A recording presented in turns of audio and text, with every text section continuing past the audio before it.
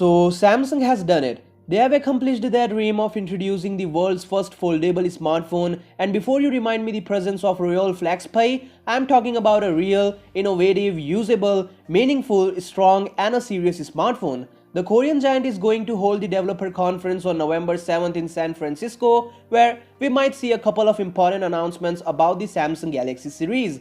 The company has already confirmed about the involvement of Galaxy F glimpse and also the user interface for the one and only Galaxy F. But as this announcement was not enough to take relief breath, Samsung has updated their social media profile pictures to a folded Samsung logo. This new avatar definitely confirms the presence of the beast at developer conference. Additionally, in response to Sam Mobiles on Twitter, iOS Universe has tipped the Galaxy F's user experience, which will be far better than the royal flagship. In the next tweet, he says that the Galaxy F may use a 7nm processor and adopt a proprietary operating system developed by Samsung and Google. The company will also work on the design and durability of its foldable phone to create a proper generation change.